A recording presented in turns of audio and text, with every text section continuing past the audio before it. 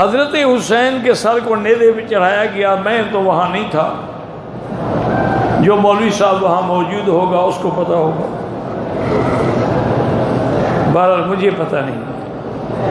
پہلی بات یہ ہے کہ مجھے سمجھ نہیں آتی، اب شیعہ کی روایات اور ان کے کثرت سے بیان کرنے سے ہمارے بعض اہل سنت بھی ان کی نقل میں بات کہہ جاتے ہیں۔ پہلے ٹھنڈے دل سے آپ بات کریں کہ جب کرب و بلا کا میدان تھا، ایک طرف یزید کی فوجیں تھیں ابن زیاد کی قیادت میں، اور ایک طرف سیدنا حسین کا مظلوم و مقہور قافلہ تھا جو 72 نفوس مشتمل تھا، جس میں عورتیں اور بچے بھی شامل تھے۔ ٹھنڈے دل سے کعبے میں بیٹھے ہو، اللہ کے گھر میں بیٹھے ہو۔ اب مجھے یہ بتائیں کہ حضرت حسین کی شہادت کے بارے میں جو باتیں ہیں کہ جی شمر نے 3 دفعہ تلوار یوں کھینچی اور 3 دفعہ یوں کھینچی، پھر سر نیزے پہ چڑھایا اور سر سے نیزے پہ قرآن پڑھنا شروع کر دیا، سورۃ یاسین آپ نے پڑھی، یہ روایت آپ کو کس نے کی ہے؟ حضرت حسین کا تو کوئی بچہ ہی نہیں، سارے شہید ہو گئے، صرف زین العابدین ہیں جو بیمار تھے، یا اہل بیت ہے، خواتین ہیں، وہ خیموں میں تھیں۔ یہ روایت کس نے کی ہے؟ اگر یزیدی جماعت میں سے تھا تو اس کی کیا روایت قبول ہے؟ اچھا اگر وہ یزیدی بھی نہیں تھا، حسینی بھی نہیں تھا، وہ تمہارے آج کل کے رپورٹر کی طرح کیمرہ لے کے کھڑا ہوا تھا کہ میں نیزے کا فوٹو کھینچ لوں، تو وہ کون تھا؟ یہ تو میرا بھائی بالکل 100%، حتیٰ کہ آپ حیران ہوں گے، محدثین تو اتنے محتاط ہیں، وہ کہتے ہیں کہ اگر کسی روایت میں کوفی راوی آ جائے تو 99% تو اس کو جھوٹا سمجھنا، 1% میں بھی شک رکھنا۔ تو اب ان کی روایت کو بیان کیا جائے، یہ تو محض محفل کو گرمانے کے لیے قصے بنائے ہوئے ہیں ذاکروں نے۔ تو ایک مثال مشہور ہے نا جی، ایک ذاکر بیچارہ کہیں پٹھانوں کے علاقے میں پھنس گیا، انہوں نے بلایا اس کو محرم کی مجلس پڑھنے کے لیے پٹھانوں نے۔ اب اس غریب نے جو اس کو آتا تھا، اس نے بڑے بڑے مرثیے بھی پڑھے، بڑے بڑے مظالم یزید کے بیان کیے، لیکن پٹھان چپ کر کے بیٹھے، روتے ہی نہیں۔ اب وہ غریب ڈر گیا، اس نے کہا کہ جب تک مجلس میں یہ لوگ جب تک شیعہ رلائیں نا جی، پیسے نہیں ملتے۔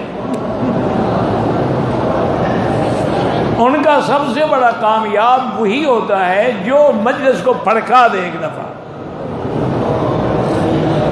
اور مجلس میں ماتم شروع ہو جائے۔ اب اس نے کہا کہ اگر یہ بڑی سخت قوم ہے، ان کو رونا نہ آیا تو مجھے تو پیسے نہیں دیں گے۔ تو آخر میں اس نے پھر یہی کہا کہ بھائی کتنا بڑا ظلم ہے کہ یزید ظالم نے حضرت حسین کی فوج کی نسوار بھی بند کر دی۔ اب پٹھانوں کو چوٹ لگی نسوار پر، اچھا نسوار پہنچے بند ہو گیا، اب رونا شروع کر دیا۔ اب کس نے نسوار کھانی تھی اور کس نے بند کرنی تھی؟ مقصد تو رلانا تھا نا، رلا دی۔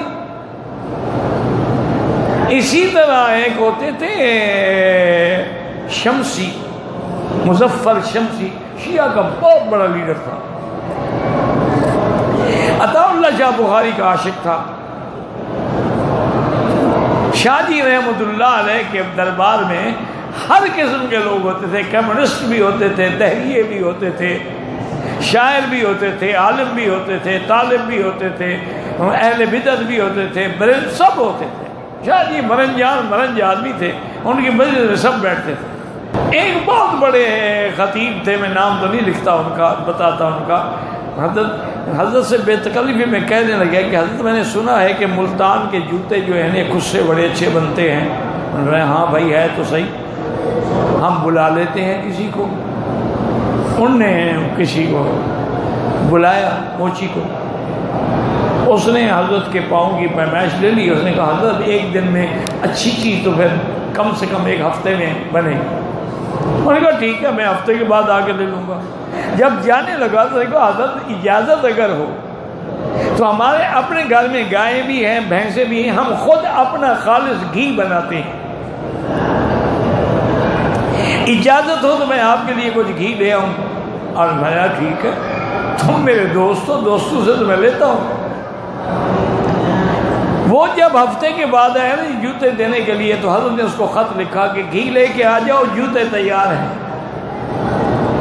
اب ایک محاورہ تھا نا کہ گھی لے کے آ جاؤ، جوتے تیار ہیں، تمہیں مارنے کے لیے تیار ہیں، پہنانے کے لیے تیار ہیں۔ تو اس لیے ہمیشہ یاد رکھیں یہ باتیں ہیں، اختر کی بات کا لوگوں نے افسانہ کر دیا، ورنہ اختر کی بات کچھ بھی نہ تھی۔ حضرت حسین مظلوم تھے، شہید ہو گئے، اس میں کوئی شک نہیں، لیکن اب ان کی شہادت کو ایسا رنگ دینا کہ آپ کی بیویوں کا نعوذ باللہ پردہ نہیں تھا، بغیر پردے کے ان کو چلایا گیا، انا للہ و انا الیہ۔ آپ کو پتہ ہے یزید کی بیوی تو ان کی قریبی رشتہ دار تھی، اس نے جب پتہ لگا کہ حضرت حسین کے گھر والے آئے ہیں تو اس نے تو وہاں سے ایسی چیخ ماری کہ یزید ڈر گیا، کیا ہو گیا؟ ہم نے کہا اہل بیت رسول کا یہ عالم ہے۔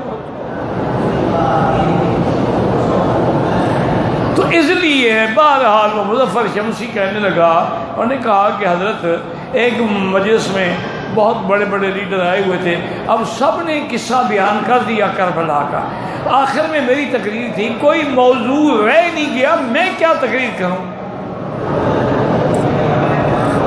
آخر میں نے یہی سوچا کہ چلو جی میں پھر لاشوں سے شروع کرتا ہوں کہ حضرت حسین کی لاش کیسے اٹھائی گئی، نیزے پہ کیسے لٹکایا گیا۔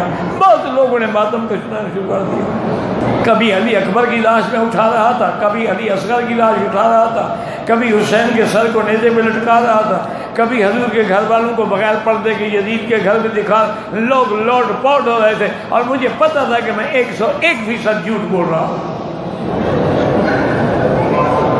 اس لیے حضرت گزارش یہ ہے کہ ایسی باتیں نہ کیا کریں، یہ تعریف نہیں ہوتی، اس میں تنقیص کا پہلو نکلتا ہے۔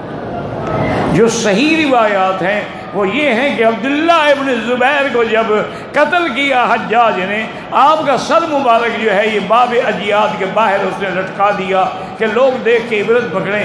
بی بی اسما ان کی ماں جب گزری، دیکھا کہ بیٹے کا سر ہے، فرمایا اچھا ابھی تک میرا سوار گھوڑے سے نہیں اترا۔ ان کے واقعات ہیں جو صحیح روایات میں ثابت ہیں۔ حضرت عثمان غنی کا 40 دن تک پانی بند ہونا صحیح روایات سے ثابت ہے۔ حضرت حسین کے بارے میں تو اختلاف ہے، بعض محققین نے تحقیق کی ہے کہ جب حضرت حسین چلے ہیں کربلا تک پہنچتے ہی شام تک شہید ہو گئے تو پانی کب بند ہوا ہے؟ انہوں نے سفر گنا ہے کہ کتنا سفر ہے اور ایک آدمی ایک دن میں کتنا سفر کر سکتا ہے۔ اسی طرح جیسے آپ کے ملک میں کراچی سے لے کر طورخم تک محرم میں گھوڑے نکالے جاتے ہیں، دلدل نکالے جاتے ہیں، حضرت حسین نے تو اونٹوں پہ سفر کیا تھا، گھوڑا تو کوئی تھا ہی نہیں۔ یہ کہاں سے لے آئے ہیں دلدل شریف؟ تو اس لیے یہ ڈرامے ہیں، اور انہی کو دیکھ کر لوگ جو ہیں اسلام سے بدظن ہو جاتے ہیں۔ ایک انگریز وائسرائے گورنر پنجاب جو ہے وہ مقرر ہو کے آیا، اچھا اتفاق کی بات ہے کہ وہ 10 محرم کا دن تھا، وہ لاہور اسٹیشن پہ جب اترا تو دیکھا کہ لوگوں نے کالے لباس پہنے ہوئے ہیں اور زنجیریں مار رہے ہیں، مٹیاں سر پہ ڈال رہے ہیں اور سینے پہ تھپڑ مار رہے ہیں، منہ پہ تھپڑ مار رہے ہیں۔ وہ غریب ڈر گیا، اس نے اپنے ADC سے پوچھا کہ کیا ان کو میرا گورنر بننا نامنظور ہے، اس لیے احتجاج کر رہے ہیں؟ اس نے کہا نہیں حضرت، یہ آپ کے گورنر بننے کا مسئلہ نہیں ہے، یہ تو اپنے ہیرو حضرت حسین کا ماتم کر رہے ہیں۔ انہوں نے کہا اچھا کب شہید ہوئے؟ انہوں نے کہا حضرت وہ تو 1200 سال سے بھی زیادہ گزر گئے۔ انہوں نے کہا ان کو آج خبر پہنچی ہے، یہ آج جو ماتم منا رہے ہیں۔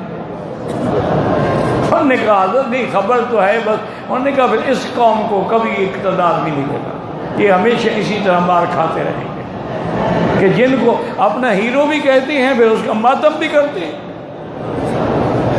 جب حسین شہید ہے تو شہید تو زندہ ہوتا ہے، زندہ ہوتا ہے اسلام ہر کربلا کے بعد۔ اسی لیے علامہ اقبال نے ایک شعر میں حق ادا کیا ہے کہ سرداد نہ داد دست در دست یزید، کہ حسین نے گردن تو کٹا دی لیکن ہاتھ کسی فاسق کے ہاتھ میں نہیں رکھا۔ سرداد نہ داد دست در دست یزید، حقا کبھی لا الہ الا حسن حسین، اللہ کی توحید پہ عمل کر کے دکھلا دیا کہ ہم اللہ کو ماننے والے ہیں، باطل کے آگے کبھی نہیں جھک سکتے۔ کٹا کر گردنیں دکھلا گئے ہیں کربلا والے، کبھی باطل کے آگے جھک نہیں سکتے خدا والے۔ لیکن تعریف وہ کرو جو حق ہو، جو صحیح ہو، اپنی قصے کہانیاں نہ بڑھاؤ، نہ ڈرامے لوگوں کو سناؤ۔ اگر کسی مولوی صاحب نے کہا ہے تو میں اس سے یعنی ریکویسٹ کرتا ہوں کہ ایسی کچی باتیں نہ بیان کیا کریں جس سے اہل سنت کو نقصان ہوتا ہے اور شیعہ کو فائدہ ہوتا ہے۔